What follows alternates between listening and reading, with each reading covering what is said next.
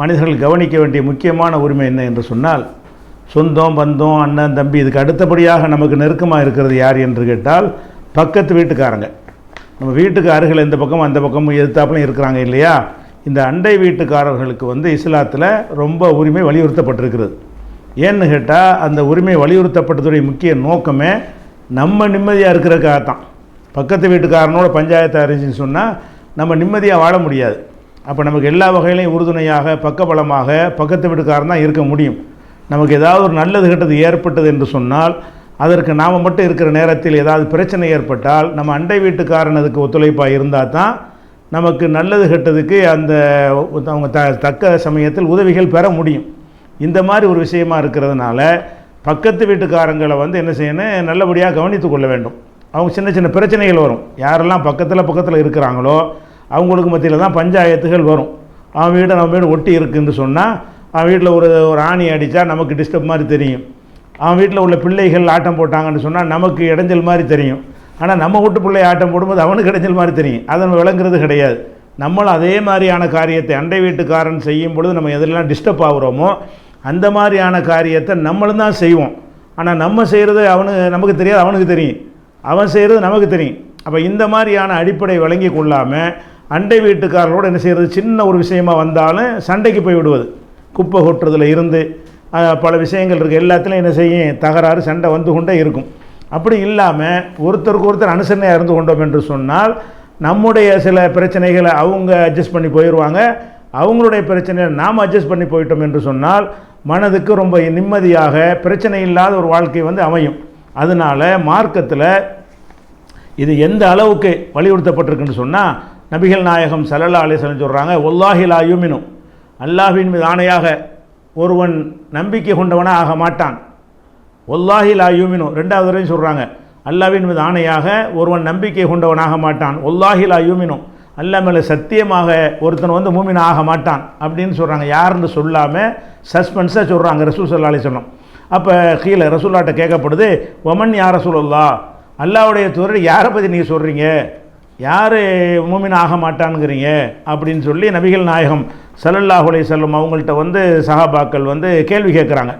அப்போ ரசூல் ஸல்லல்லாஹு அலைஹி வஸல்லம் சொல்கிறாங்க, அல்லதி லா யமுனு ஜாருஹு பவாயிகஹு, எந்த ஒரு அண்டை வீட்டுக்காரனுடைய அநியாயத்தை அண்டை வீட்டுக்காரனுக்கு இவனுடைய அநியாயத்தை தாங்கி கொள்ள மாட்டானோ, அநியாயத்திலிருந்து பாதுகாப்பு பெற மாட்டானோ, அந்த மாதிரி எவன் இருக்கிறானோ அவன் தான் மூமின் இல்லை.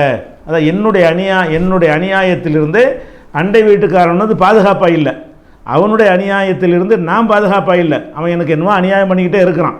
இந்த மாதிரி செஞ்சு கொண்டிருந்தான்னு சொன்னால் எவனுடைய அநியாயத்தின் காரணமாக அண்டை வீட்டார் பாதுகாப்பற்ற நிலையை அடைகிறார்களோ, நிம்மதி இழக்கிறார்களோ, அவன் ஈமான் கொள்ள மாட்டான் அப்படின்னு சொல்கிறாங்க. அப்போ இது அண்டை வீட்டாரோடு இணக்கமாக இருக்கிற ஒரு விஷயம் எங்கே கொண்டே ரசூல் ஸல்லல்லாஹு அலைஹி வஸல்லம் நிப்பாட்டுறாங்கன்னு கேட்டால், ஒருத்தன்ட்ட ஈமான் இறை நம்பிக்கை இருக்குதா இல்லையா என்பதற்கு ஒரு அடையாளமாக வச்சுருக்கிறாங்க. அல்லாஹ்வையும் ரசூலையும் நம்பக்கூடியவர்கள், ஆகிரத்தையும் எல்லாத்தையும் நம்பக்கூடியவனாக இருந்தானே, ஆனால் அண்டை வீட்டுக்காரனோட நமக்கு ஏன் பஞ்சாயத்து வரணும், அவனை அனுசரித்து போனால் தானே நம்ம ஈமான் இருக்குன்னு அர்த்தம். நம்ம இறைவனை நம்புவது நிஜமாக இருந்தால் பக்கத்து வீட்டுக்காரனோட பஞ்சாயத்து இருக்கக்கூடாது. முடிஞ்ச அளவுக்கு என்ன செய்யணும், அதை இணக்கமாகவும் சில விட்டு கொடுப்புகளோடும் போக வேண்டும். பிடிவாதமாக எல்லாத்திலும் இருந்தோம் என்று சொன்னால் அவனும் சிலதில் பிடிவாதமாக இருக்கிற அளவுக்கு நம்மளும் சிலது செய்வோம் அண்டை வீட்டுன்னு சொல்லும் பொழுது. அந்த மாதிரிலாம் இருக்கும்போது என்ன செய்கிறோம், இதை நம்ம பார்க்கணும். அப்போ அண்டை வீட்டுக்காரர்கள் நம்முடைய அநியாயத்திலிருந்து நிம்மதி இழந்துடக்கூடாது, நம்ம செய்கிற காரியத்தினால் நிம்மதி இழக்கக்கூடாது என்கிறது ரசூல் ஸல்லல்லாஹு அலைஹி வஸல்லம் ஒரு போதனை.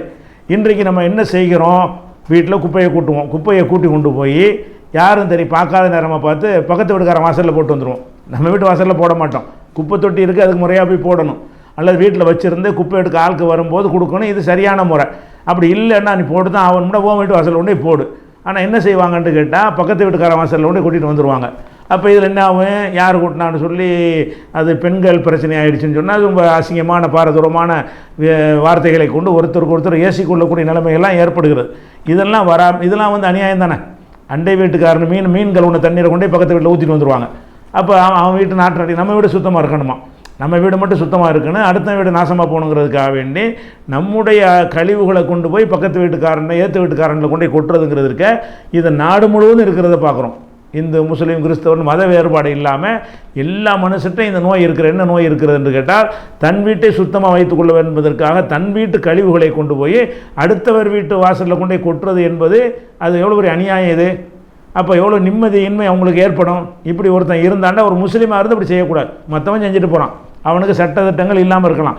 நமக்கு மார்க்கத்தில் வழிகாட்டுதல் இருக்கிறது, அதை சொல்கிறாங்க ரசூல் ஸல்லல்லாஹு அலைஹி வஸல்லம்.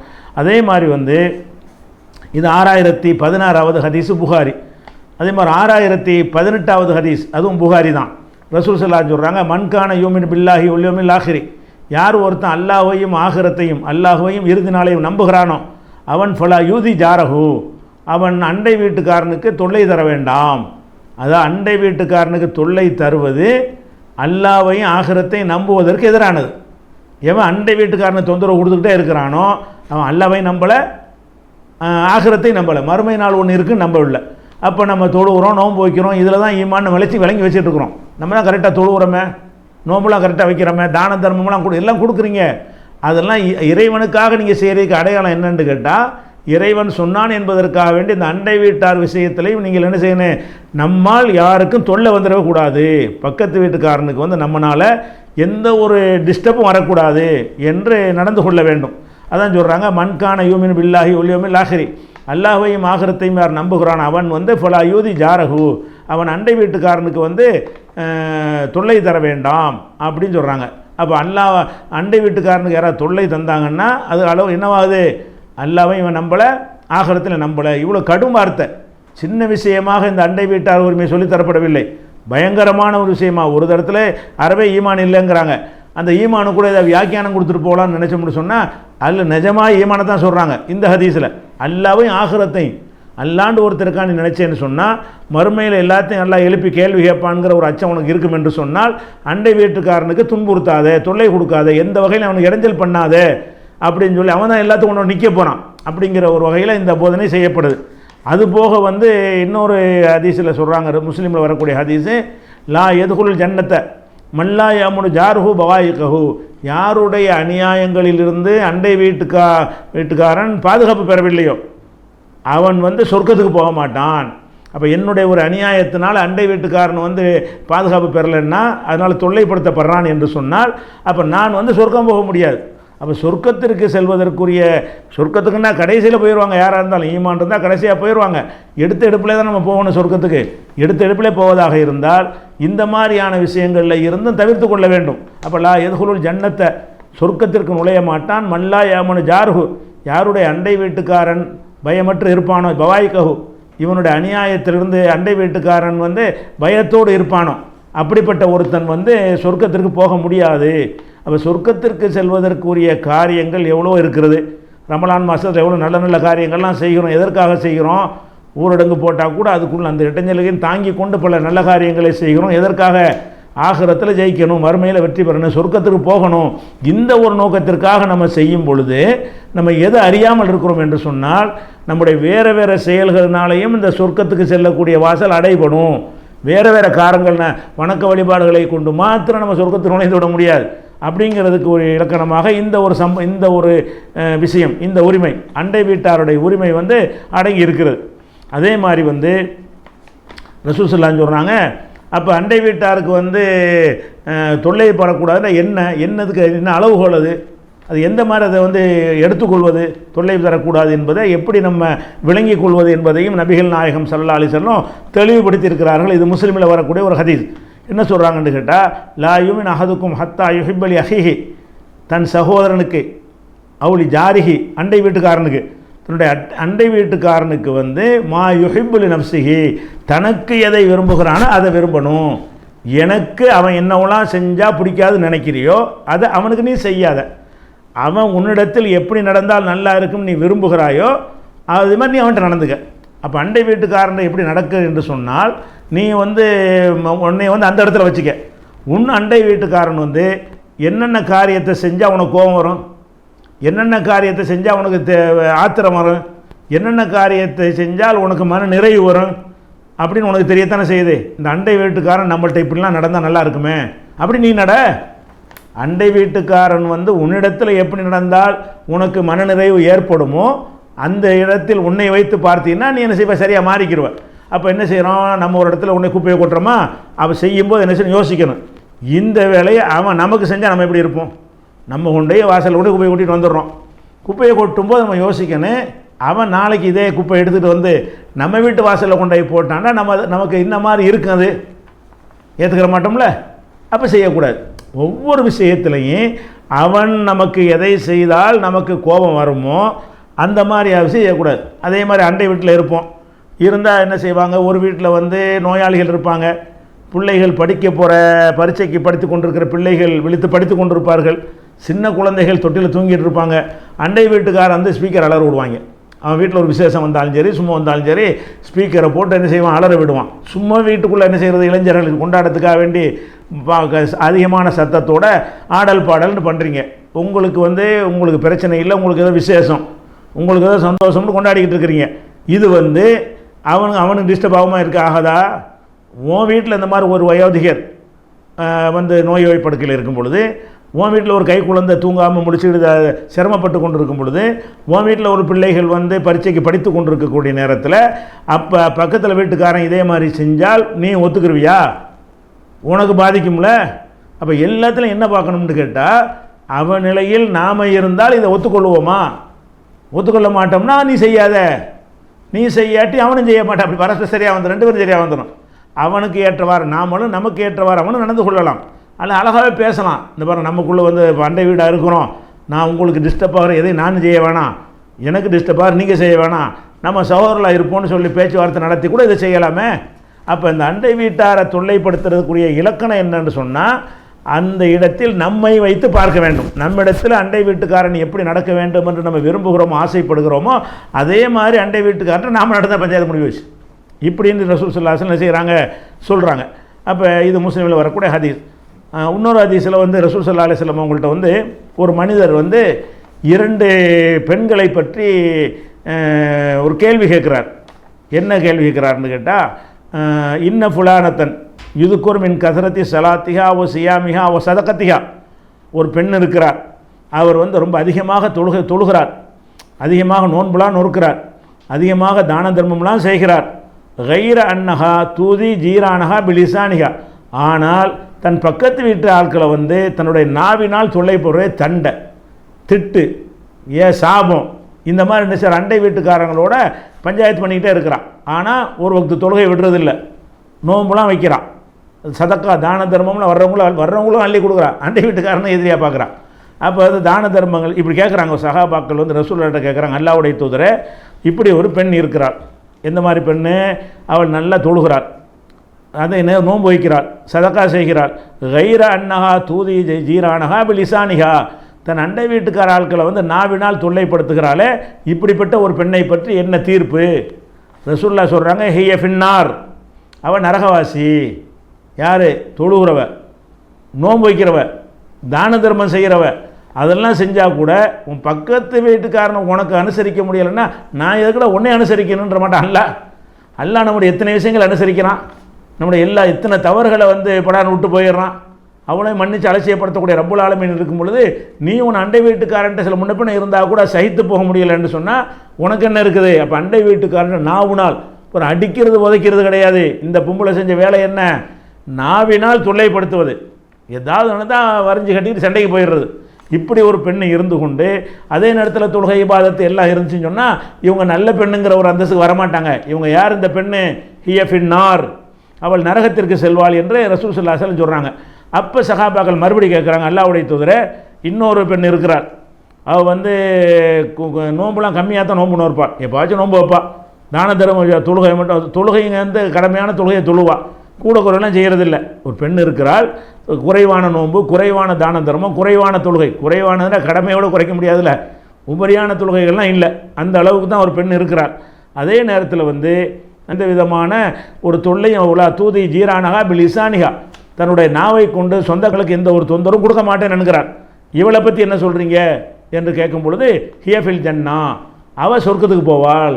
அப்போ ரசூல் ஸல்லல்லாஹு அலைஹி வஸல்லம் அவர்கள் சொர்க்க நரகத்தை தீர்மானிக்கிறதுல முக்கியமான விஷயமாக எதை சொல்கிறார்? இது முஸ்னது அஹ்மதில் வரக்கூடிய ஹதீஸ்.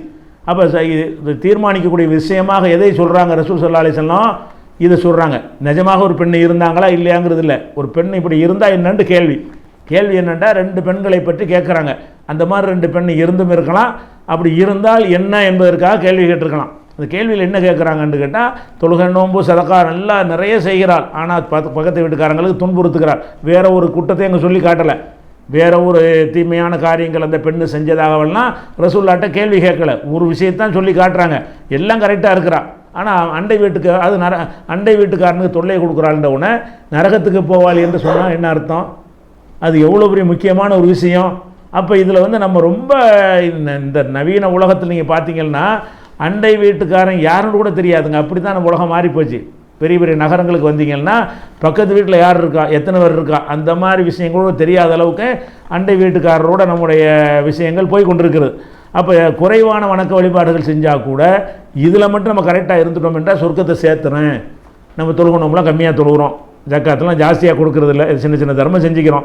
ஆனாலும் பக்கத்து வீட்டுக்காரங்கள் விஷயத்தில் எந்த பிரச்சனையும் வராமல் நடந்து கொள்கிறோம் என்று சொன்னால் அது சொர்க்கத்தை சேர்த்து விடும் என்றால் ஒரு அழகான மார்க்கம் இது. இந்த மாதிரி எல்லாரும் நடந்துக்கிட்டாங்கன்னு சொன்னால், நான் என் பக்கத்து வீட்டுக்காரன் நடக்கும்போது அவனுக்கு பக்கத்து வீட்டில் நடப்பான், அவனுக்கு பக்கத்தில் நடப்பான்னா டோட்டல் சமுதாயமே நல்லா மாறிடுமே. அண்டை வீடுங்கன்னு எல்லாரும் அண்டை வீடு இருக்க தானே செய்யும். அண்டை வீடுனா பக்கத்து வீடு. அப்போ பக்கத்து வீட்டுக்காரனோட நான் நல்லா நடக்கும் பொழுது அவன் என்ன செய்வான், அவனுடைய அந்த பக்கத்து வீட்டுக்காரன்ட்ட நல்லா நடப்பான்ல, அவன் அதுக்கடுத்து நடப்பான்ல. இப்படியே போனால் ஊர் முழுசும் நல்லவங்களா மாறிடுவோமே. யாரும் யாருக்கு டிஸ்டர்ப் பண்ண மாட்டாங்க. இந்த ஒரு அண்டை வீட்டுக்காரன் நீங்கள் ஆரம்பித்து வைக்கிற இந்த நல்ல பழக்கம் உங்களுக்கும் அண்டை வீட்டுக்காரனு மட்டுமா உள்ளதாக இருக்காது. ஏனென்று கேட்டால் அவனுக்கு இன்னொரு ஒவ்வொருத்தனுக்கு 2 அண்டை வீட்டுக்காரன் இருப்பான்ல. ஒரு அண்டை வீட்டுக்காரன் நீங்கள் எந்த பக்கம் இருந்தீங்கன்னா அந்த பக்கம் ஒருத்தன் இருப்பானே, அவனோட இவன் நல்லபடியாக நடப்பானே.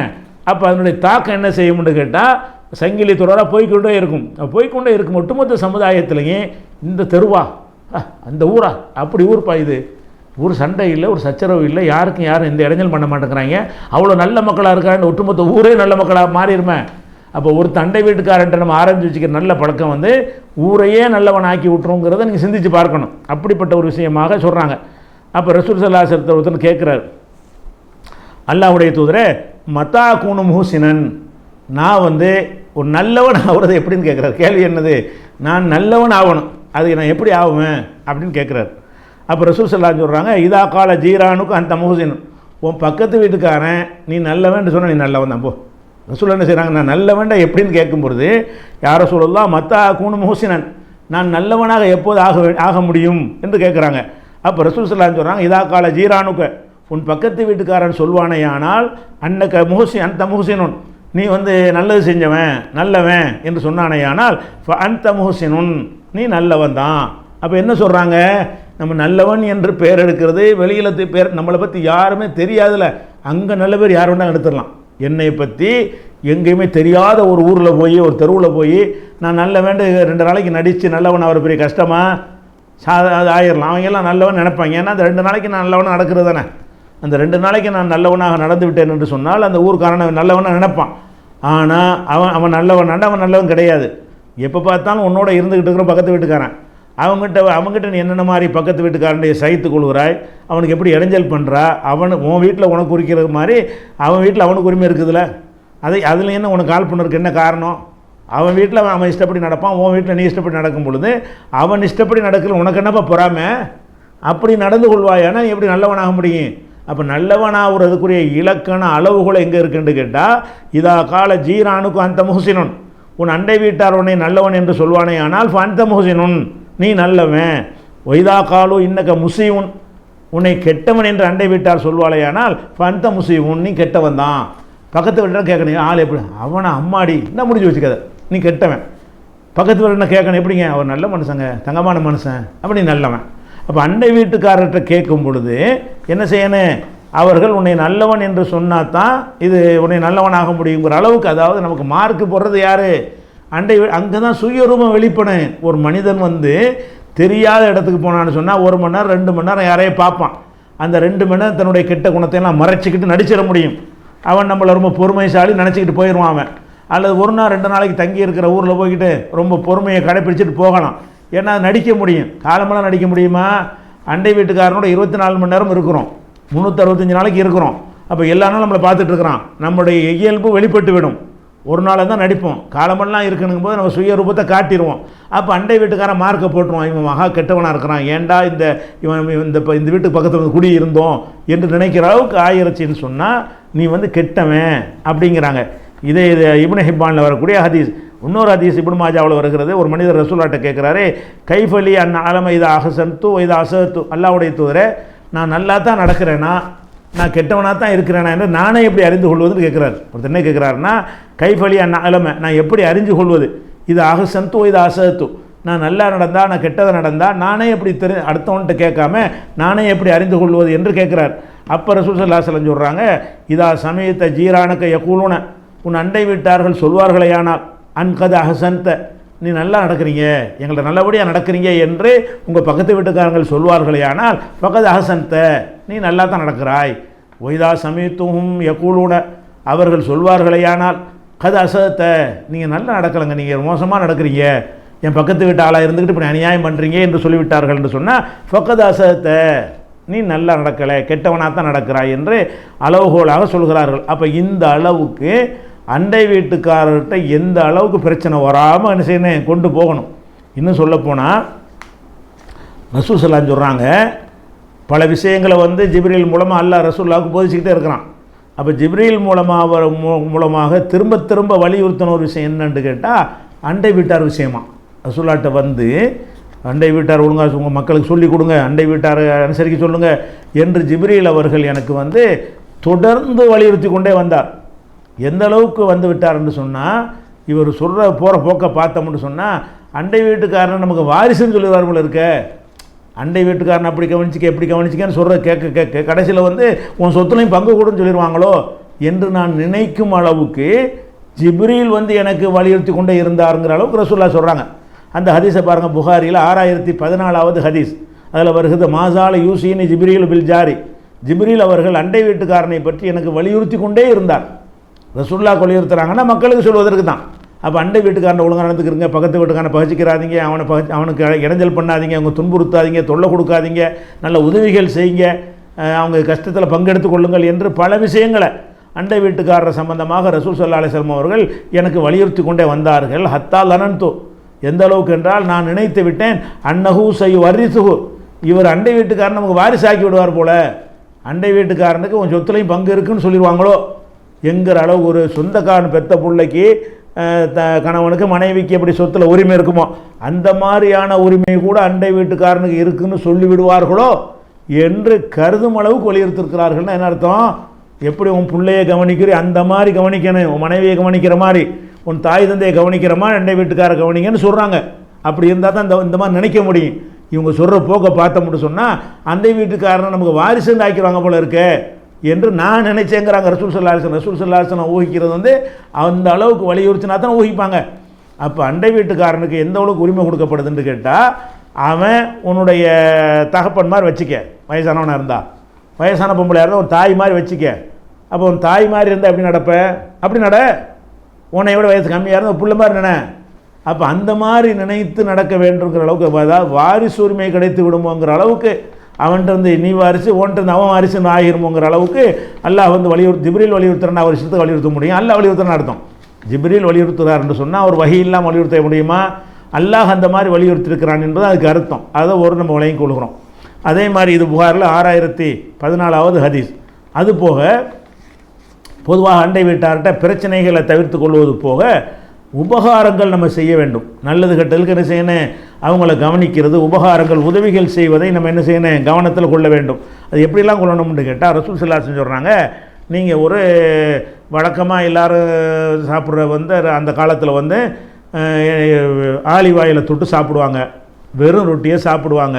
இந்த குழம்பு வைக்கிறது என்பது ஒரு விசேஷமாக தான் வைப்பாங்க. அந்த காலத்தில் வழக்கம் என்னென்னு கேட்டால், ரசூல் ஸல்லல்லாஹு அலைஹி வஸல்லம் என்ன செஞ்சாங்க?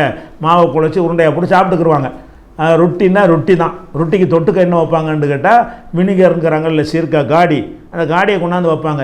அதை தொட்டு தொட்டு ரசூலுல்லாஹ் சாப்பிடுவாங்க. அப்போ இந்த குழம்பு வைத்தல் என்பது பெரிய பணக்காரங்களுக்குள்ள ஒரு விஷயம், என்றைக்காவது தான் செய்வாங்க. அந்த மாதிரி இருக்கும் பொழுது பக்கத்து வீட்டுக்காரங்களுக்கு வந்து அந்த குழம்பு வாசம் வரும்ல, அப்போ அவங்க மனசில் என்ன பண்ண, நம்ம ஒரு காஞ்ச ரொட்டியை சாப்பிட்டுட்ருக்குறோம், அங்கேருந்து வாசம் வருது, அது கத்திரிக்காய் குழம்பாக கூட இருக்கட்டும், எந்த குழம்பாக இருந்தாலுமே அது அந்த காலத்தில் அது எல்லாருக்கும் கிடைக்காத ஒன்று. இந்த காலத்தில் பணப்புழக்கம் ஜாஸ்தியான காலத்தில் வாழ்ந்துக்கிட்டு இருக்கிறோம். ஒரு வீட்டில் 72 வகையான குழம்புகள் வைக்கிறோம். அந்த மாதிரியான விஷயங்களுக்கெல்லாம் அன்றைக்கு இருந்த பொருளாதார உலகம் பூரா அன்றைக்குள்ள மக்கள்கிட்ட வந்து காசு பணம் கிடையாது. சாப்பாட்டுக்கு தான் எல்லாம் சம்பாதிப்பாங்களே தவிர ஒருத்தன் என்ன தான் உழைச்சாலும் சாப்பிட்ற அளவுக்கு தான் அவனுடைய கூலி கிடைக்கும். இன்றைக்கி என்ன கிடைக்குது, ஒருத்தன் உழைச்சான்னு சொன்னால் 1 லட்சம் 2 லட்சம்லாம் சம்பளம் கிடைக்கிறது. அந்த காலத்தில் என்னத்தை உழைச்சிட்டு வந்தாலும் அரைக்க அப்படி அரிசி தான் அவனுக்கு கூலியாக கொடுப்பாங்க. அப்படியான ஒரு உழைப்புக்கு மதிப்பில்லாத காலமாக இருந்துச்சு. இன்றைக்கி பணப்புழக்கம் ஜாஸ்தியாக வந்துட்டதுனால இப்போ இன்றைக்கி இந்த குழம்பை கொடுக்கணும்னு அர்த்தம் கிடையாது. இது ஏன் ரசூலுல்லாஹ் சொல்கிறாங்கன்னு கேட்டால், நீங்கள் வந்து குழம்பு வைத்தீங்கன்னு சொன்னால் அண்டை வீட்டுக்காரங்கள்லாம் குழம்பு வைக்க மாட்டாங்க. அன்றைய காலத்தில் யாராவது ஒருத்தர் தான் வைப்பாங்க. அப்போ உங்கள் வீட்டில் ஒரு குழம்பு வச்ச ரசூலுல்லாஹ் சொல்கிறாங்க, இதா தபக்த மரக்கன், நீங்கள் ஒரு குழம்பு சமைத்தீர்கள் என்று சொன்னால் அக்கசீர் மா ஆகு, உன் குடும்பத்துக்கு தான் நீ சமைச்சிருப்பேன். அப்போ கொஞ்சம் தண்ணியை ஜாஸ்தி ஆகிக்க. ஒரு குழம்பு வைக்கிறோம்னு சொன்னால் நம்ம வீட்டில் 5 பேர் இருந்தால் 5 பேருக்கு நம்ம என்ன செஞ்சுருப்போம், அந்த குழம்பு ரெடி பண்ணியிருப்போம். அப்போ நீ என்ன செய்யணும்னு கேட்டால், அதுக்காக நீ கூட குறைலாம் செய்ய வேணாம். கொஞ்சம் தண்ணியை கொஞ்சம் 1 டம்ளர் தண்ணியை ஊற்றி சும்மது ஒரு அகல பைத்தின் ஜீராணிக்க உன் அண்டை வீட்டுக்காரர் போய் பாரு. ஃபசிபுஹு மின்ஹா பிமஅரூஃபின், அதில் ஒரு பகுதி அவங்களுக்கு கொஞ்சம் கொடு, இன்னைக்கு நான் குழம்பு வச்சு அவங்க சாப்பிடுங்க அப்படின்னு சொல்லி என்ன செய்யணும், அவங்களுக்கு கொடுப்பதற்கு இருந்துச்சுன்னா நீ வந்து தண்ணியை ஊற்ற வேண்டியதில்லை, கூடவே சமைச்சிக்கிறலாம். கூட சமைக்கிற அளவுக்கு உன்ட்ட வசதி இல்லாட்டா கூட இருக்கிற குழம்புல கொஞ்சம் தண்ணியை கொஞ்சம் ஆட் பண்ணி என்ன செய்யணும் சேர்த்து, அதனால் ஒரு டம்ளர் தண்ணியை ஊட்டினா 1 டம்ளர் சாம்பார் அதிகமாக கிடைச்சிரும், 1 டம்ளர் குழம்பு கிடைச்சிரும். அதை கொண்டு போய் என்ன செய்யணும், பக்கத்து வீட்டில் கொடுக்கணும். இது முஸ்லீமில் வரக்கூடிய ஹதீஸ். இதே கருத்தில் வேறு ஒரு வார்த்தையை கொண்டு சொல்கிறாங்க. அபூதருங்கிற சஹாபிட்ட ரசூலுல்லாஹ் சொல்கிறாங்க, இதா தபகுத்த மரக்கத்தன், நீ ஒரு குழம்பு சமைத்தாயானால் ஃபக்சீர் மாஹா, அதில் தண்ணீரை அதிகப்படுத்தி ஒரு ஆகதி ஜீரானுக்க உன் அண்டை வீட்டுக்காரரை நீ கவனித்துக்கொள்ளு ரசூல் ஸல்லல்லாஹு அலைஹி வஸல்லம் சொல்கிறாங்க. இதுவும் முஸ்லீம்ங்கிற நூலில் இடம்பெற்றிருக்கிற ஹதீஸ் தான். அப்போ இதில் நம்ம என்ன விளங்குறோம் என்று கேட்டால், குழம்பு வைத்தல் என்பது இந்த காலத்தில் வந்து நம்ம கொடுக்க தேவையில்லை தான். எல்லா வீட்லையும் குழம்பு இருக்குது, நாங்களும் தான் வச்சுருக்கோன்னு சொல்லிடுவாங்க. இது ஏன் ரசூலுல்லாஹ் சொன்னாங்கன்னு அந்த கால சூழ்நிலையை அனுசரித்து அந்த கால சூழலத்துக்கு போனால் தான் உங்களுக்கு புரியும். அந்த கால சூழ்நிலைக்கு போயிட்டோம் என்று சொன்னால் அந்த காலத்தில் வந்து இந்த மாதிரிலாம் இல்லாத ஒரு காலம். அப்போ இந்த காலத்தில் நம்ம எப்படி வழங்கி கொள்ளலாம்னு கேட்டால், ஒரு விசேஷமானதுக்குன்னு சில வச்சுருக்கோம்ல, ஒரு பிரியாணி, எல்லா நாள்லையும் பிரியாணி நம்ம செய்ய மாட்டோம். பிரியாணி எப்போ செய்வோம், ஒரு நல்லது கெட்டது, கல்யாணம் காட்சி, பெருநாள் கொண்டாட்டம், அந்த மாதிரி நாளுக்கு செய்வோம். அந்த மாதிரி செய்யக்கூடிய நேரத்தில் அவங்களும் அந்த பெருநாள் கொண்டாடுறவங்களா இருந்தால் அவங்களே செஞ்சுக்கிடுவாங்க. அந்த விசேஷமான நம்ம ஏதாவது செஞ்சோம் என்று சொன்னால் அப்போ என்ன செய்யணும்னு கேட்டால், இது வந்து அவங்கள்ட்ட இருக்காத, நம்ம தானே செய்கிறோம். நம்ம வீட்டு கல்யாணத்துக்கு, நம்ம வீட்டு விசேஷத்துக்கு ஒரு விசேஷம் இல்லாமல் கூட திடீர்னு ஒரு நாளைக்கு என்ன செய்வோம், ஒரு எல்லாரும் சொந்தக்காரங்களாம் வந்துட்டாங்கங்கிறதுக்காக வேண்டி ஒரு சிறப்பான உணவை நம்ம தயார் பண்ணுவோம். அந்த சிறப்பான உணவு தயார் பண்ணோம்னு சொன்னால் அந்த உணவை கொஞ்சம் என்ன கொஞ்சம் கொடுக்கணும், அண்டை வீட்டுக்காரருக்கு கொடுக்க வேண்டும். நம்ம அவங்கள்ட்ட இருக்கிறதையும் கொடுக்கக்கூடாது, தேவையில்லை. ரசூலுல்லாஹ் சொன்ன அந்த காலத்தில் குழம்பு சொன்னாங்கன்னா குழம்பு எல்லா வீட்லையும் இருக்காது. எந்த வீட்டில் குழம்பு வைக்கிறீங்களோ அந்த வீட்டில் பக்கத்து வீட்டையும் அனுசரிச்சுக்கிறங்க என்று சொல்லியிருக்கிறார்கள். இந்த காலத்தில் நம்ம குழம்பு கொடுத்தோம் வாங்க மாட்டோம், இதெல்லாம் தேவையில்லைன்னு சொல்கிற அளவுக்கு உள்ள ஒரு காலமாக இருக்கிறது. அப்போ எந்த விஷயத்தை வந்து ஒரு விசேஷமாக நீங்கள் என்ன செய்கிறீங்க, எப்போது விசேஷத்துக்கு நம்ம செய்யத்தானே செய்வோம். அந்த மாதிரி ஏதாவது ஒரு விசேஷமாக நம்ம செய்தோம் என்று திடீர்னு கறி எடுத்துருவோம், திடீர்னு நல்ல ஒரு பெரிய மீனை வாங்கி குழம்பு வச்சுருவோம். இது சகஜமாக எல்லோரும் செய்யாத ஒன்றாக இருக்கும். அக்கம் பக்கத்தில் இருப்பாங்க, அவங்களுக்கு ஒரு குழம்பு கொண்டு கொடுத்தீங்கன்னா அவங்க என்ன செய்யும், அந்த கசப்பு போயிடும். நம்மளை சகோதரர் மாதிரி பார்க்குறாங்களே, அண்ணன் தம்பி மாதிரி பார்க்குறாங்களே, அப்போ சில்லற பிரச்சனைலாம் வரவே வராது. நம்ம வந்து அவனை எதிரியாக்குறோமே, ஊரில் வரவங்க போகிறவங்களாம் கொடுப்போமே தவிர பக்கத்து வீட்டுக்கு ஆட்டமெண்ட் கொடுக்க மாட்டோம். நம்ம எப்படி ஆகிட்டோம், யாருக்கு வேண்டாலும் கொடுப்போம், அண்டை வீட்டுக்காரனுக்கு மட்டும் கொடுக்க மாட்டோம் அப்படிங்கிற ஒரு நிலையில் இருக்கிறோம். அதை மாற்றனே இந்த அளவுக்கு அந்யோன்யமாக இருங்கன்னு ரசூல் ஸல்லல்லாஹு அலைஹி வஸல்லம் சொல்கிறாங்க. அப்போ இது முஸ்லீமில் வரக்கூடிய ஹதீஸ். இன்னொரு ஹதீஸ் ரசூலுல்லாஹ் சொல்கிறாங்க, யா நிசால் முஸ்லிமாத், முஸ்லீம் பெண்களை கூப்பிட்டு ரசூலுல்லாஹ் சொல்கிறாங்க, யா நிசால் முஸ்லிமாத், முஸ்லிமான பெண்களே, லா தஹக்கிரன்ன ஜாரத்துன் லி ஜாரத்திஹா, ஒரு பெண்ணு வந்து தன் அண்டை வீட்டுக்காரிக்கு கொடுப்பதை வந்து அற்பமாக நினைக்க வேண்டாம், இந்த பொருள் கொஞ்சமாக இருக்க நினைக்க வேண்டாம். ஒரு ஃபிர்சன சாத்தின் ஒரு ஆட்டுடைய கால் இருக்கும், கால் குழம்பு, அந்த கால் குழம்பு இருந்தாலும் சரி தான், அதை கூட நீ அற்பமாக, அதை கூட நீ கொடுங்க. உங்கள்கிட்ட என்ன இருக்குதோ அதை என்ன செய்யுங்க, அண்டை வீட்டு கொடுங்க, எதையும் அற்பமாக நினைக்க வேண்டாம். சின்ன அளவில் பெருசு அள்ளி கொண்டே கொடுக்க தேவையில்லை. 1 கிலோ அல்வா வாங்கியிருக்கிறீங்க, ஒரு 50 கிராம் கொண்டே கொடுங்க, சின்னது தானே அது. அண்டை வீட்டுக்காரனுக்கு என்ன செய்யுங்க, ஒரு சின்னதாக கொடுத்தீங்கன்னு சொன்னால் அது வந்து நீங்கள் வேங்க 2 கிலோ தரலன்னு கேட்க மாட்டாங்க. ஒரு முகபத்தில் தருவது, ஒரு அன்புக்கு தருவதாக எடுத்துக்கொள்வாங்க. அவங்க தருமை நீங்கள் அப்படி எடுத்துக்கொள்ள வேண்டும். அப்போ அண்டை வீட்டுக்காரர் கொடுப்பதில் வந்து அற்பமாக இருக்குது, கொஞ்சமாக இருக்குது அப்படின்லாம் நீங்கள் நினைக்க வேண்டியதில்லை.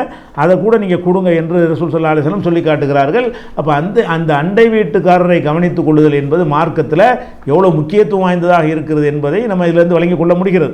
அதுபோக இந்த அண்டை வீட்டுக்காரனை யார் அண்டை வீட்டுக்காரன்னு கேட்டால், ஒவ்வொருத்தருக்கும் வந்து 2 அண்டை வீட்டுக்காரர் இருப்பாங்கல்ல. யாராக இருந்தாலும் இந்த பக்கம் ஒரு வீடு, இந்த பக்கம் ஒரு வீடு இருப்பாங்க. அண்டை வீடுனா பக்கத்து வீடு தானே, இரு பக்கம் இருப்பாங்க. இரு பக்கத்தில் இருக்கும்போது ஒரு அண்டை வீட்டுக்காரர் தான் நம்ம கொடுக்குற அளவுக்கு நம்மள்ட்ட ஏதோ பொருளாதாரம் இருக்குது, ஒருத்தருக்கு தான் கொடுக்க முடியும். அப்போ யாருக்கு முன்னுரிமை கொடுக்குறது? நிறைய இருந்தால் இங்கேயும் கொடுக்கலாம், அங்கேயும் கொடுக்கலாம். நம்ம தயாரித்த பொருள் கொஞ்சமாக தான் இருக்குது, ஏதோ ஒருத்தருக்கு தான் கொடுக்க முடியும். அப்படி வந்தால் 2 பேருக்கும் கொடுக்க முடிஞ்சால் இந்த கேள்வி வராது. 2 பேர் கொடுக்கறதுக்கு பதிலாக ஒருத்தர் கொடுக்குற அளவுக்கு தான் இருக்குன்னு சொன்னால், நான் யாருக்கு முதல்ல கொண்டு போய் கொடுக்குறது என்று ஒரு கேள்வி ஆயிஷா நாயி கேட்குறாங்க. குல்த்து யாரை சொல்லலாம், அல்லாஹ்வுடைய தூதரே, இன்னலி ஜாரைனி, எனக்கு வந்து 2 அண்டை வீட்டுக்காரர் இருக்கிறாங்க.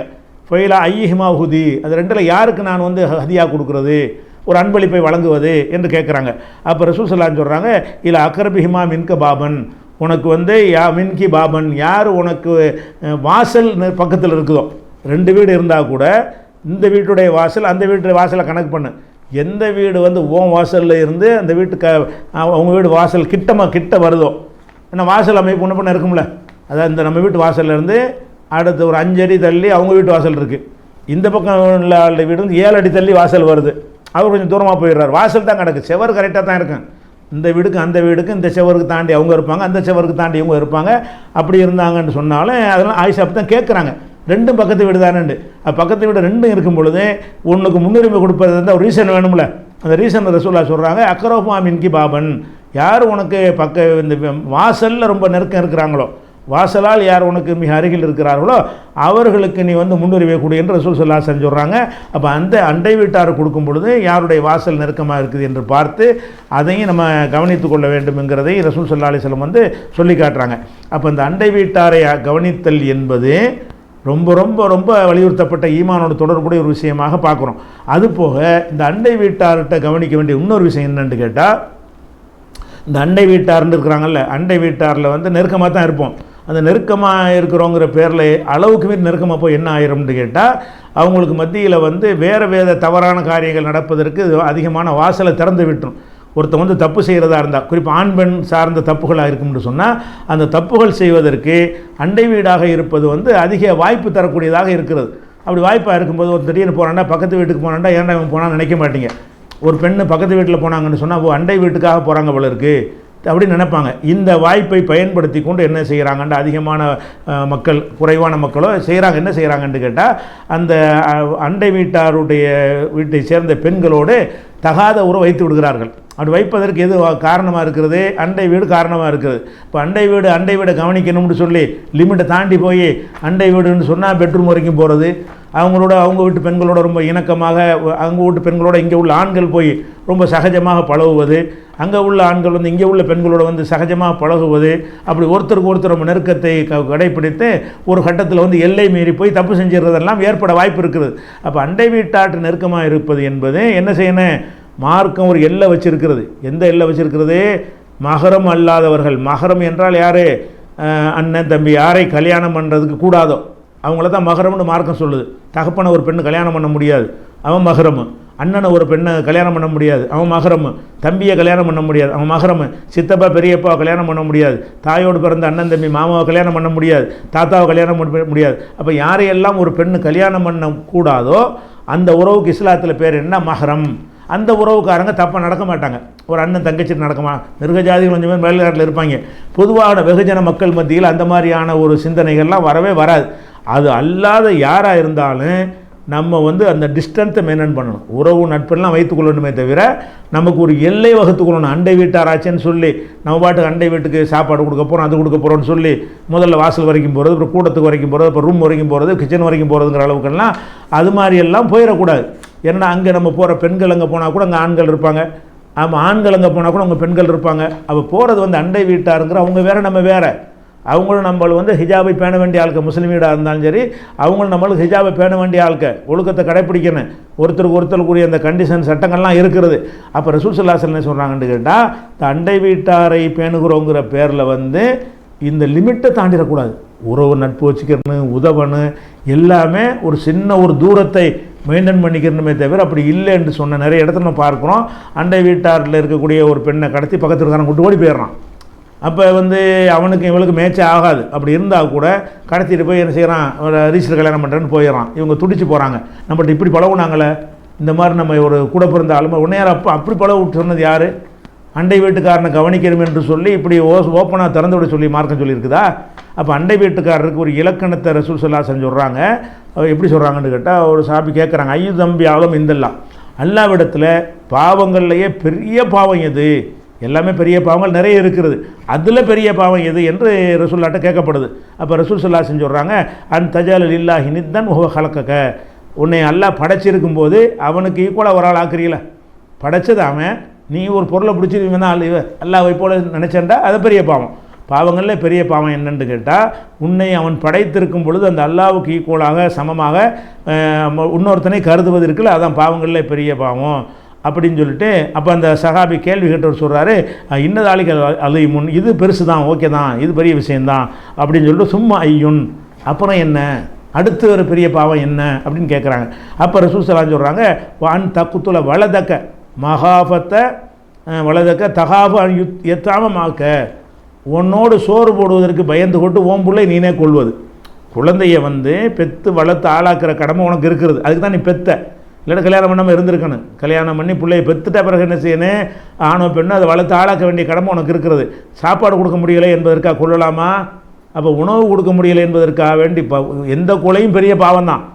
தகப்பனே தாயே பிள்ளையை கொண்டு அதோட பெரிய பாவம். எல்லா கொலைகளை விடவும் பெத்தவன் பிள்ளையை கொண்டதுக்கு பாருங்கள், அதுதான் பயங்கரமான, மற்ற கொலைகளை விட பெரிய கொலை. அதுக்கு தான் ரசூலுல்லாஹ் சொல்கிறாங்க, அன் தக்துல வலதக்க, ஓம் பிள்ளையை நீனே கொள்வது. எதற்கு கொள்வது என்று கேட்டால், தகாஃபம் எத்தாமமாக்க, உன்னோடு அவன் சாப்பிடுவதற்கு பயந்து கொண்டு அவனை கொள்வதுன்னு ரெண்டாவது விஷயத்தை சொல்லிடுறாங்க. இது ரெண்டு நம்ம அண்டை வீட்டு டாபிக் இல்லை, அந்த ஹதீஸில் வரக்கூடியது. அடுத்தவர் கேட்குறாரு, சும்மா ஐயுன், மூணாவது என்ன அப்படின்னு கேட்குறாங்க. கால ரசூலுல்லாஹ் சொல்கிறாங்க, அந்து ஜானிய ஹலீலத்தை ஜாரிக்க, உன் அண்டை வீட்டுக்காரனுடைய மனைவியோடு நீ விபச்சாரம் செய்வது. பொதுவாக விபச்சாரம் செய்வது பெரிய குற்றம். ஆனால் அண்டை வீட்டுக்காரன் எவ்வளோ நம்பிக்கையோடு இருப்பான், நம்ம பக்கத்து வீட்டில் பார்த்துக்குருவாங்க, அரவணைப்பாக இருப்பாங்க, நமக்கு உதவியாக இருப்பாங்க, நம்ம மனைவிக்கு எது ஏற்படும் என்றால் இவங்க காப்பாற்ற நிற்பாங்க. இப்படியான ஒரு நம்பிக்கை இருக்கிறத வச்சு தான் மனைவியை விட்டுட்டு ஒருத்தன் போகிறான். ஓ மனையை விட்டு நீ போகிற, அவன் மனையை விட்டு அவன் போகிறான். எதுக்கு போகிறாங்க? நாம் தனியாக போய்விட்டாலும் நமக்கு பக்கத்து வீட்டுக்காரங்க இருக்கிறாங்க, அவங்க எல்லாத்தையும் சரியான முறையில் கவனிப்பாங்க, நம்ம வீட்டு பெண்களுக்கு எந்த ஒரு கேடு மற்றவங்களால் வந்தால் கூட அவங்க தடுக்கக்கூடியவங்களாக இருப்பாங்கன்னு நம்பி தானே போகிறான். அவ்வளோ பெரிய நம்பி அண்டை வீட்டுக்காரன் யாரை நம்பி விட்டுட்டு போகிறான்? போலீஸ் நம்பியை விட்டு போகிறான். ஒரு அண்டை வீட்டுக்காரன் ஒரு மனைவி இருக்கும்போது விட்டுட்டு போகிறான்னா யாரை நம்பி விட்டு போகிறான்? அல்லாவை நம்பி விட்டு போகிறான். ஒன்று. ரெண்டாவது யாரை நம்புகிறான்? இந்த அக்கம் பக்கத்தில் இருக்கிற மக்கள் பார்த்துக்குருவாங்க, சமுதாயம் இருக்கின்ற சமுதாயம்டா கிட்டத்தில் உள்ளதான சமுதாயம். ஊரையெல்லாம் கூட்டிகிட்டு வந்து எவ்வளோ நேரம் ஆகுமே. சமுதாயம்டா ஃபஸ்ட்டு சமுதாயம் யார்? என் பக்கத்து வீட்டுக்காரன் தான் சமுதாயம். அப்போ அண்டை வீட்டுக்காரன் பார்த்துக்குருவான்னு நம்பிக்கையோடு போகிறான்னு அந்த நம்பிக்கையை பாழாக்கி அவன் வீட்டு பெண்ணோட நீ விசாரம் பண்ணேன்னு சொன்னால் இது பயங்கரமான குற்றம் என்று ரசூல் ஸல்லல்லாஹு அலைஹி வஸல்லம் சொல்கிறாங்க. அன்துசானி ஹலீலத்தை ஜாரிக்க, இதில் தான் நமக்கு அந்த எல்லை வகுத்து தர்றாங்க. இது புகாரியில் 4477வது ஹதீஸில் இருக்கிறது. என்ன எல்லை? அண்டை வீட்டுக்காரனோட உறவு வச்சுக்கிறேன்னு இதில் இந்த அளவு போயிடக்கூடாது, இந்த மாதிரி வாசலை திறந்துடக்கூடாது. அதாவது எப்படி விபச்சாரம் செய்யணும் சும்மா செஞ்சிட முடியுமா? அந்த மாதிரி நெருங்கி பழகிறது தான். அந்த மாதிரி பக்கத்தில் இருக்கும்போது ஒரு கொஞ்சம் கூச்சம் குறையும், அப்படி பேசுவாங்க, கொஞ்சம் கொஞ்சமாக பேசி என்ன செய்யும், டெவலப் ஆகி என்ன செய்யும், தப்பில் கொண்டே முடிச்சிடும். அப்போ நம்ம என்ன செய்யணும்? அண்டை வீட்டில் இருக்கும் பொழுது அவங்களுக்கு எந்த ஒரு இடைஞ்சல் டிஸ்டர்ப் இல்லாமல் பார்த்துக்கொள்ளணும். நம்ம வீட்டு பெண்களும் பெண்களை அவங்க மிஸ்யூஸ் பண்ணாத வகையிலையும், அவங்க வீட்டு பெண்களை நம்மளில் உள்ள ஆண்களை போய் தப்பு பண்ணிடாத வகையிலையும், அந்த மாதிரி ரெண்டு பக்கம் கண்காணித்து கொண்டு என்ன செய்யணும்? அண்டை வீட்டு உறவை பேண வேண்டும். இந்த இதில் ஓவராக இந்த பக்கம் ஓவராக போனால் தப்பாக போயிடும். அண்டை வீடு விஷயத்தில் ஓப்பனாக போன ஆட்களுக்குலாம் என்ன செய்கிறது? பெரிய பாரதூரமான பின் விளைவு ஏற்பட்டு ஒருத்தன் வெட்டிக்கிட்டு சாவுற மாதிரிலாம் முடிந்துவிடும். அல்ல அண்டை வீட்டுக்காரனை பகச்சிக்கிட்டு இருந்தேன்னு சொன்னால் தினம் உனக்கு நரக வாழ்க்கை தான். உன் வீட்டில் இருக்கிறது உனக்கு பிடிக்காமல் போயிடும். அதனால அண்டை வீட்டு நெருக்கமாகவும் இருக்கணும். அந்த நெருக்கத்துக்கு மார்க்கம் வகுத்து இருக்கிற ஒரு எல்லையை போட்டுக்கொண்டு நெருக்கமாக இருக்க வேண்டும். எல்லையை மீறிடவே கூடாது. இது ரசூல் ஸல்லல்லாஹு அலைஹி வஸல்லம் சொல்கிறாங்க. இந்த அண்டை வீட்டாருடைய கடமைகள் விஷயத்தில் இது ஒன்றை நம்ம கட்டாயம் அறிந்து கொள்ள வேண்டிய விஷயம். அடுத்ததாக இப்போ அண்டை வீட்டுக்கு நமக்கு என்ன வரும்னு கேட்டால் சில பிரச்சனை வரும். என்ன வரும்னு கேட்டால் ஒருத்தன் அவன் அந்த கால தோட்டமாக தான் வச்சுருப்பாங்க. இப்போ தான் நம்ம வீடு எப்படி ஆயிடுச்சுன்னு சொன்னால் ஒரு செவருக்கும் அடுத்த செவருக்கும் ஒட்டி வீடுகள் அமைஞ்சிருக்கிறது. ரசூல் ஸல்லல்லாஹு அலைஹி வஸல்லம் காலத்தில் எல்லாம் கேரளா மாதிரி தான். ரசூல் ஸல்லல்லாஹு அலைஹி வஸல்லம் காலத்தில் வீடு எப்படி இருக்கும், கேரளாவில் வந்து ஒரு வீட்டுக்கும் அடுத்த வீட்டுக்கெலாம் செவர் இருக்காது. ஒரு வீடு இருந்தால் அதை சுற்றி காலி இடம் இருக்கும், அதுக்கு ஒரு வீடு இருக்கும், அதை சுற்றி இடம் இருக்கும். அவங்க அதில் தோட்டம் தோட்டம்லாம் போட்டுக்குருவாங்க. இப்படி தான் வந்து அந்த காலத்தில் வீடுகள்லாம் இருக்குது. வீடுன்னு சொன்னால் ஒட்டி ஒட்டி இருக்காது. எங்கள் ஊர் பகுதிக்கெல்லாம் போனீங்கன்னா யாருக்குமே 4 செவர் கிடையாது, 3 செவர் தான் எல்லாருக்குமே. 4 எங்கள் ஒரு ராமநாதபுரம் பகுதி தொண்டிக்கெல்லாம் போனீங்கன்னு சொன்னால் எல்லாருக்கும் எத்தனை செவர், இந்த 3 செவர் தான் நமக்கு உள்ளது. அந்த செவர் அவனை சேர்ந்தது. ஏன்னா 4 செவரை கொடுத்தா அவனுக்கு செவரை இல்லாமல் போயிருமே. இவன் 4 செவர் அவன் 4 செவரை எடுத்துக்கிட்டான்னு சொன்னால் இந்த நடுவில் உள்ளவனுக்கு என்ன இருக்காது, அவனுக்கு செவரை இல்லாமல் போயிடும். அதனால் என்ன செய்வாங்கன்னு கேட்டால் இந்த 3 செவர் உனக்கு உள்ளது, அந்த செவர் அவனுக்கு உள்ளது. அந்த மாதிரி என்ன செய்வாங்க, வீடு கட்டும்போதே பிரித்து கட்டுவாங்க. அதில் பஞ்சாயத்து வந்துச்சுன்னு சொன்னால் இவனை கேட்டு தான் அந்த செவரை இடிக்கணும், அந்த செவருக்கு அவன் தான் சொந்தக்காரன்னு வச்சுருக்கிறாங்க. இப்படி ஒரு வித்தியாசமான ஒரு முறையை நம்ம கடைப்பிடித்துட்டு இருக்கிறோம். ஆனால் சரியான முறை என்னன்னு கேட்டால் நம்ம செவரை விட்டு கொஞ்சம் இடத்த விட்டுட்டு அடுத்த செவரை வச்சா பஞ்சாயத்து வராது. இல்லைன்னா ஒரு ஜன்னல் வைக்க முடியாது. காத்தோட்டத்துக்கு நீங்கள் சொன்னீங்கன்னா ஏன் வீட்டு செவத்தில் ஏன்டா நீ ஜன்னல் வைக்கிறேன்னு கேட்பான். அதெல்லாம் நவீன காலத்தில் கூட என்ன செய்கிறாங்கன்னா நம்ம ஜன்னல் வைக்கிறதா இருந்தால் நம்முடைய இடம் அந்த பக்கம் காலி இடம் இருந்தால் தான் ஜன்னல் வைக்க முடியும், இல்லைன்னா ஜன்னல் வைக்க அனுமதிக்க மாட்டாங்க. அந்த மாதிரிலாம் இருக்கிறதுனால ரசூலுல்லாஹ் காலத்தில் எப்படி வீடுகள்லாம் இருந்துச்சுன்னு சொன்னால் ஒரு வீடு, அதை சுற்றி ஒரு காலி இடம், அப்புறம் ஒரு வீடு, அப்புறம் காலியான இடம்லாம் சும்மா மரியாதை விலை கம்மியான காலம் தானே. அந்த காலத்தில் இடத்துக்கெல்லாம் மதிப்பே கிடையாது. இன்னும் சொல்லப்போனால் அந்த காலத்தில் எதிரிகளை பழி வாங்குவதற்காக என்ன செய்வாங்கன்னு கேட்டால் அவன் பேரில் ஒரு ஏதாவது ஒரு புறம்போக்கு சொத்தை எழுதி வச்சுருவாங்க. ஏன்னா சொத்து உள்ளவனுக்கு வரி போடுவாங்க. இவனை வரி கட்ட வைக்கணுங்கிறதுக்காக வேண்டி என்ன செய்கிறது, அந்த ஏக்கரை ஏந்தரில் எழுதி வச்சுருவாங்க. அதுக்கு நான் வரி கட்டணும். அப்போ சொத்தை எழுதி வாங்குறது பெரிய கஷ்டமான ஒரு காலமாக இருந்துச்சு, ஒரு காலம் அப்படிலாம் இருந்துச்சு.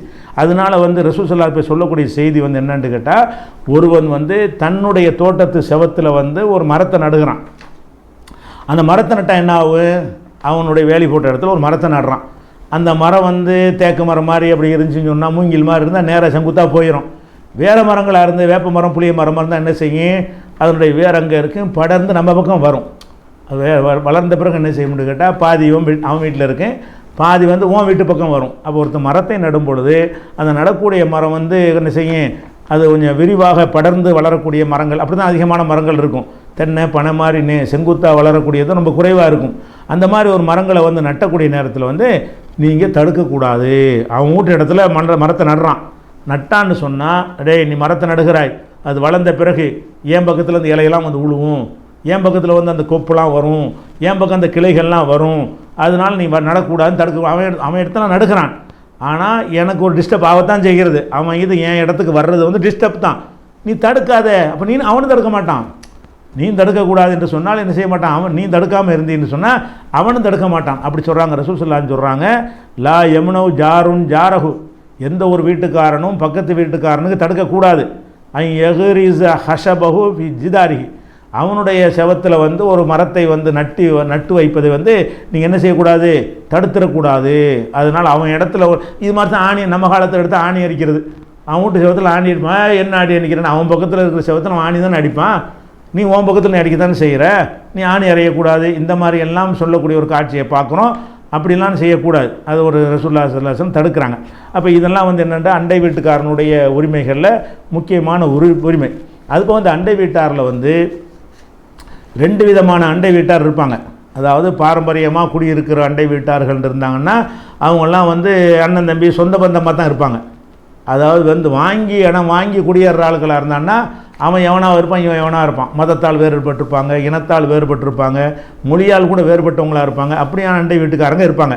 ஆனால் அந்த காலத்தில் என்ன செய்வாங்கன்னா அண்டை வீடுன்னு சொன்னால் அவங்கவுங்க வீடு சொந்தக்காரங்க தான் அண்டை வீட்டார்கள் இருப்பாங்க. பெரும்பாலும் என்ன இருப்பாங்க, சொந்தக்காரங்க இருப்பாங்க. அப்போ ஒரு வீடு இருக்கிறது, அந்த வீட்டில் வந்து எல்லோரும் குடியிருக்கும் பொழுது அந்த வீடு ஒரு 4 அண்ணன் தம்பிக்கு சொந்தம்னு வச்சுக்கணும். ஒரு பேச்சுக்கு ஒரு வீடு இருக்கிறது, பொதுவான ஒரு வீடு. அந்த வீடு வந்து 4 அண்ணன் தம்பிக்கு சொந்தமாக இருக்கிறது. அவர் சொந்தமாக இருக்கும்போது ஒருத்தர் என்ன நினைக்கிறாருன்னு கேட்டால், இந்த 4 பேருக்கு இது போதுமானதாக இல்லை, அதனால் நம்ம என்ன செய்வோம்னு கேட்டால் நம்ம பங்கை விற்றுட்டு வேறு பக்கமாக வீடு வாங்கிக்கிடுவோம். இது 4 பேருக்கு பத்தாது. அந்த காலத்தில் இப்போ போதுமானதாக இருந்து சின்ன பிள்ளையாக இருந்தோம், இப்போ 4 பேர் மலர்ந்து தலை எடுத்துட்டோம் அப்படின்னு சொல்லி ஒருவர் என்ன செய்கிறாருன்னு கேட்டால், அதாவது பிரிக்கப்படாத சொத்து, அந்த பிரிக்கப்படாமல் அந்த சொத்தாக இருக்கும் பொழுது அவர் பங்கை வந்து என்ன செய்கிறாரு, விற்க நினைக்கிறார். விற்க நினைச்சாருன்னு சொன்னால் இவருக்கு உரிய கடமை என்ன தெரியுமா, அண்டை வீட்டுக்காரனுக்கு தான் விற்கணும். அவன் பங்காளி இருக்காங்களே அவங்களுக்கு தான் விற்கணும். அவங்க தான் அண்டை வீட்டில் வருவாங்க. அவங்களுக்கு மாட்டேன் எனக்கு தேவையில்லைன்னு சொன்னால் தான் வெளியாளுக்கு நீங்கள் கொண்டு விற்கணும். ஏன்னு கேட்டால் அதில் அதுக்கு ஒரு உரிமை அண்டை வீட்டுக்காரனுக்குன்ற ஒரு ஹக்கு அதில் வந்துடுது. அந்த அண்டை வீட்டுக்காரன் எப்படி வரணும்னு சொன்னால், அதாவது அந்த பிரிக்கப்படாமல் கூட்டு சொத்தாக இருக்கும் பொழுது தான். பிரித்து தனித்தனியாக சொத்துக்கள் ஆகிடுச்சின்னா அது வராது. இதை பற்றி உள்ள ஒரு ஹதீஸில் தெளிவுபடுத்துகிறாங்க. ரசூல் ஸல்லல்லாஹு அலைஹி வஸல்லம் காலத்தில் நடந்த ஒரு சம்பவம். அது ஒரு என்ன சம்பவம்னு கேட்டால், மிஸ்வர் இப்னு மஹ்ரமா இந்த ஒரு தஹாபி, அவர் வந்து என்னை கூட்டிகிட்டு போகிறார். அதாவது அம்ர் இப்னு ஷரீதுங்கிற சொல்கிறாரு, நான் சஅத் இப்னு அபீ வக்காஸோடு இருந்துக்கிட்டு இருந்தேன். அப்போ மிஸ்வர் இப்னு மஹ்ரமாங்கிறவர் வந்தார். வந்து அவர் கையை என் தோளில் வச்சார். வச்சுக்கிட்டு இருக்கும்போது அப்போ அபூ ராஃபின்னு ஒருத்தர் வந்துடுறார். அவர் யாருன்னா ரசூலுல்லாஹ்வால் வந்து விடுதலை செய்யப்பட்ட ஒரு அடிமை. அவர் வர்றார். வந்தவொன்னு என்ன செய்கிறாருன்னா, சஅத் அவர்களே, சஅதும் இருக்கிறாங்க, மிஸ்வரும் இருக்கிறாங்க. இந்த சஅதும் மிஸ்வரும் வந்து ஒரு குடும்பத்தவர்கள், சொந்தக்காரங்க. அப்போ சஅது சொல்கிறாரு, சஅதுட்ட வந்து இந்த அபூ ராஃபி சொல்கிறாரு, இபுத்தா மின்னி பைத்தைய ஃபி தாரிக்க, உங்கள் வீட்டில் இருக்கக்கூடிய அந்த 2 அறைகளையும் என்னிடம் நீங்கள் வாங்கிக்கிறங்க. உங்கள் வீட்டில் வந்து 2 ரூம் எனக்கு சொந்தமாக இருக்குது, அந்த 2 ரூமை நீங்கள் விலைக்கு வாங்கிக்கிறங்க அப்படின்னு சொல்கிறார். அப்போ சஅது சொல்கிறாரு, இல்லைப்பா எனக்கு தேவையில்லை அப்படிங்கிறாரு. அப்போ மிஸ்வர் சொல்கிறாரு, இல்லை நீ வாங்கித்தான் ஆகணும், நான் விற்க போகிறேன், எனக்கு காசு தேவை இருக்குது அப்படின்னு சொல்லி அவர் சொல்கிறார். அப்போ சஅது சொல்கிறார், என்ன செய்கிறாருன்னு கேட்டால், நான் வந்து 4000 திர்ஹத்துக்கு தான் வாங்கிக்கிடுவேன், அதை விட ஜாஸ்தியாக தரமாட்டேன். அந்த 4000 திர்ஹத்தையும் வந்து ஒரே நேரத்தில் தந்தாலும் தருவேன், தவணையாகவும் தந்தாலும் தருவேன். 4000 திர்ஹம் தருவேன், 1000 கூட 4 தடவை தருவேன், 500 500 கூட 8 தடவை தருவேன். ஒரேடியாலும் தர முடியாது. வாங்குறதா இருந்தால் ரேட்டு இது தான்.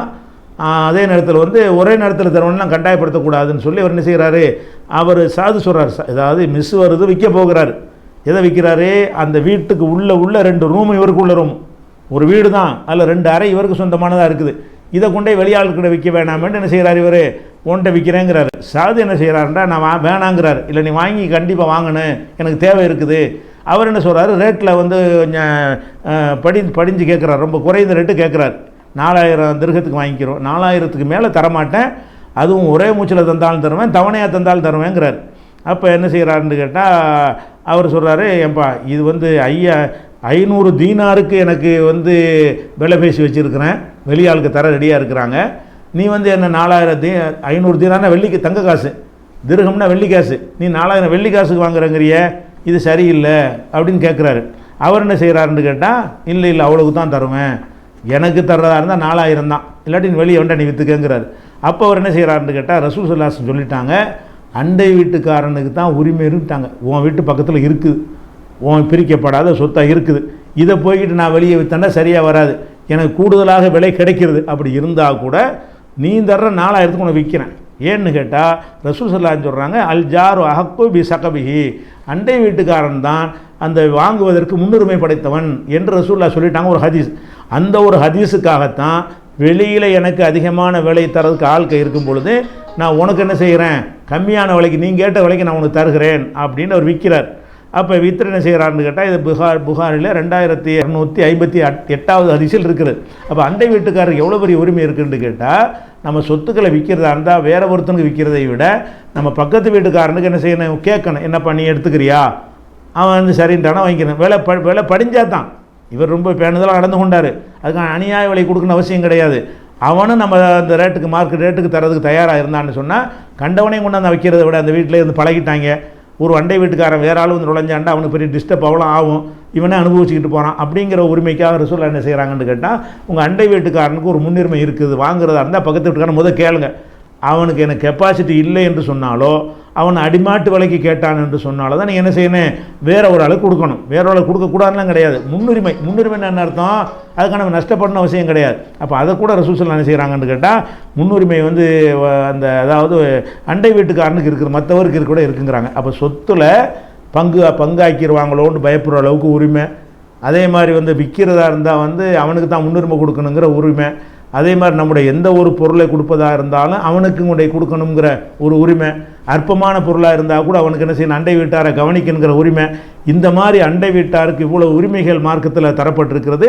அந்த உரிமைக்கு ஒரு எல்லையும் வகுக்கப்பட்டிருக்கிறது. வரம்பு மீறக்கூடாது, உரிமைங்கிற பேரில் நினைச்சிடக்கூடாது, இரண்டரை கலந்து போய் ஒழுக்க சீரழிவு ஏற்படுறதுக்கான வாசலை வகுத்து விடக்கூடாது என்று சொல்லி அதை கவனித்து கொள்ள வேண்டும். இந்த அண்டை வீட்டார் என்பதில் முஸ்லீமுக்கு தான் அப்படின்னு சொல்லி வழங்கக்கூடாது.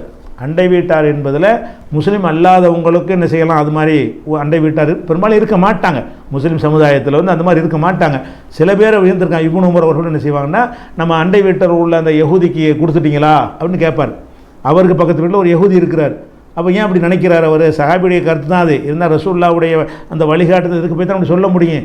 அண்டை வீட்டாருக்கு நீங்கள் கொடுத்தீங்களா? அப்போ அண்டை வீட்டாரை கவனித்தலேன்றது பொதுவான வார்த்தையில் வந்து பக்கத்து வீட்டில் வந்து முஸ்லீம் அல்லாதவங்க இருந்தால் கூட அவங்களுக்கு என்ன செய்யணும், அவங்களோட நம்ம அங்கே தானே இருக்க போகிறோம். அவனால் ஒரு பஞ்சாயத்து வந்துச்சுன்னு சொன்னால் நம்ம நிம்மதியாக இருக்க முடியாது.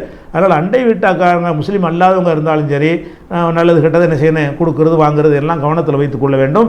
இப்படி மார்க்கம் என்ன செய்கிறது, நமக்கு வலியுறுத்தி இருக்கிறது. இது அண்டை வீட்டார் சம்பந்தப்பட்ட ஒரு உரிமை. அடுத்ததாக அண்டை வீட்டாருக்கு அடுத்தபடியாக நம்ம அறிந்து கொள்கிற உரிமை என்னென்னு கேட்டால், அந்த விருந்தாளி உரிமைன்னு ஒன்று இருக்குது. விருந்தினருக்கு உள்ள உரிமை. விருந்தினர் உரிமைன்னா என்ன அர்த்தம்? நம்ம விருந்தாளி நம்ம போவோம், நம்ம இடத்துல விருந்துக்காக வருவாங்க. அந்த விருந்தாளிகளாக வரக்கூடியவர்களை எந்த மாதிரி நடத்த வேண்டும் என்பதற்கு மார்க்கத்தில் என்ன செய்யுது, அதுக்கு வழிகாட்டல் இருக்குது. அந்த விஷயத்தை இன்ஷா அல்லாஹ் நாளைய தினத்தில் பார்க்கலாம். அஸ்ஸலாமு அலைக்கும்.